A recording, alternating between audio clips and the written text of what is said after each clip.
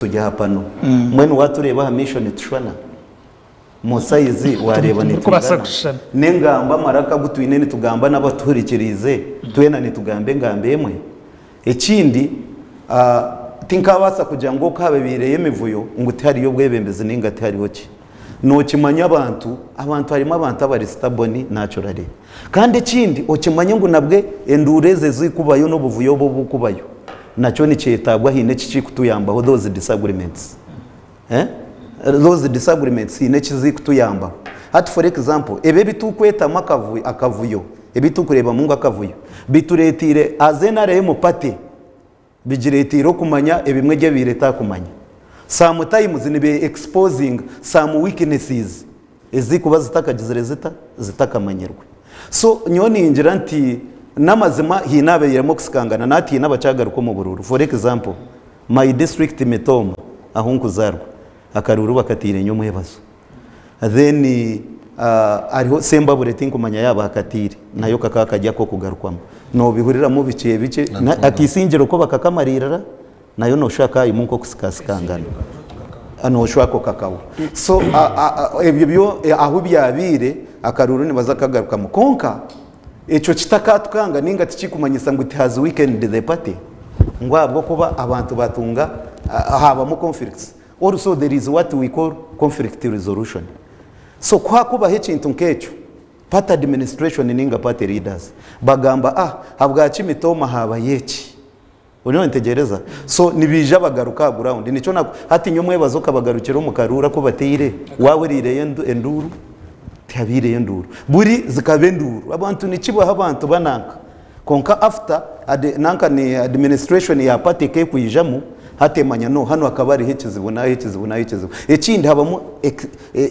ebya exposed we usually say ngo we learn by mistakes omwe hine weaknesses ezikubasa kujya ezikubasa kubazirimo konka omu disagreement somo nitongera kuyamamani go kugumye kigera ekitebi abo kuba exposed ariyo weaknesses zikaba exposed so tugaruka ha ground table tugira no abira ari mu loophole zeze then kitongera kugira ngo tuteke mamani hati nka next elections waza kureba bururo kuburugane ubukubwijane burugenyuma hato bukoye nyine bubira advanced nubo arabaye musamu those small challenges noreba buri kisanja twamareta mutwaza umundijo abantu mu kutero bururu for example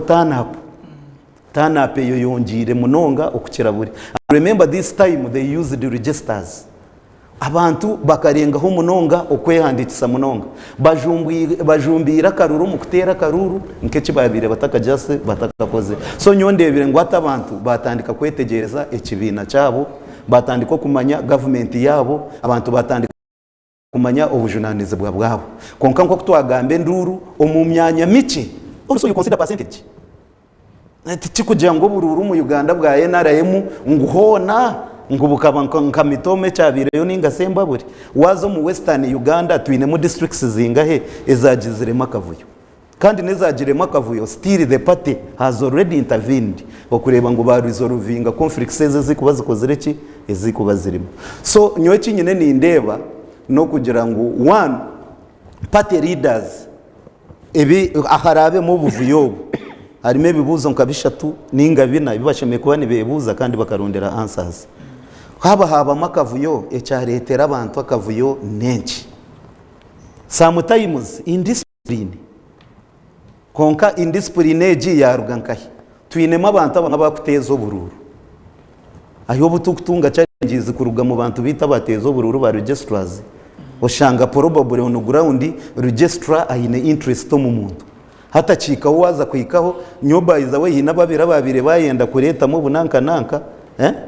I directed because I'm head of security my work in elections nywa munane partisan konko mu murimo gwanje mu elections ni security okuryangwa abantu batengerero busi bakabayenda kuteganisa RC1 I directed registrar district registrar ntabo babinge oteke habaratebekanisa abantu bakateza karuru obumwe loopholes nizirugogo obundi tuziruga umundi indiscipline eyabantu abakuba bese imbere people don't want to accept a defeat nibatera karura aho bakabara lines zaho babarejewa kandi ubwo mu mugongo gengo kwa buzabuza baza hano babara line oriyo wasinga no mu mugongo ndere umuntu yabarashanje yazarche okay magana 2 ati nyowe kindi kugambira echo obururu bwo mugongo kwiha butandika in districts where you have been in charge nyowe byo nimba nimpuramo kubigamba nyoti nkabirebaga because I'm asking myself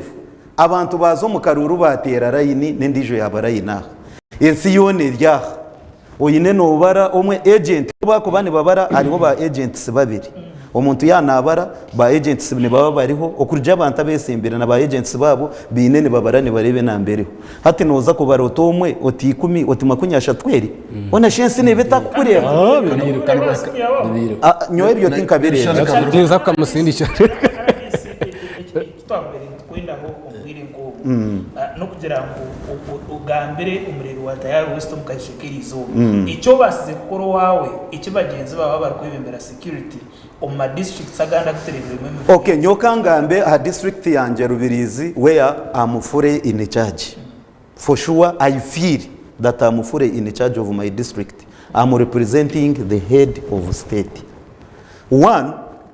abantu yani batera ubururu abakutera ubururu n'abanyayuganda so umurimo gwanje nkenga bwa ya president mu district yanje ni security so nkabanza nayingeginga party leaders in the district chairman then registrar and administrator naba ingeginga twa planninga okwa karuru kashemeye kuba ni kagenda abantu ko bashemeye kuba ni batera karuru kandi mu busingi ekindi office of the diso I directed the office of the diso okuvetinga ka profilinga those registrars abaha magomborora most land parishes okumakinga sure ngo twina abantu abakwetegereza nani partisans abatakuza kuturetera ekizibu ekindi omukutero bururu ama office tukagarugamo kugira ngo twa monitoringa exercise cyagenda omubisho omurimo gwako go gushemekwa gune kujya guta ne gukogo then kuba ikirakarura kagumire aka district ako kumarira at the district level aka niko kabire kagumire kimwe of course I deployed the security twatebe ndo mwanya twagutebekanisa tukabanza twashoma abatezi bakaruru omuntu aha muntu tukaba tusibire orugo owabira taho mu rugo abo ko everything was inside nkakaterezo misho ga office yanje akaba atariho kujya ngo yawe atahiremo girota oshohore twabashoma twabashomire abantu bijaho kubiziraho nangwa ari ho mu twashangiye agira mu structures atashemeye kuba nazamu nyowe nabire ntamanyire konka bateza bakaruru bakajya ngo ogwe no mukozi wa government tashemeye kuzankahe mu structures ogwe tukamwihama kwendera hawe shoma yo birashongeje ore no reba nkayimu ngeyi nemwe mutarkwikiriza na mutyo cyo rekangwe kibina cinamani ninga nigenda nikibamani by the way waba no reba amani gekintu no garondera mu disagreements even we usually say ngo a community without conflict is what is dead wone ntegereza hati ni nyenda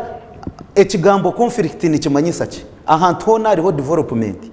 abantu abariho bona bakukora umurimo ya conflict netekwa kubamo wone ntegereza ni mwa hano muti hativa Tayari umu management yanyu no shanga conflict nebamo so conflicting it is normal in the life of a human being but what is important how that conflict can be resolved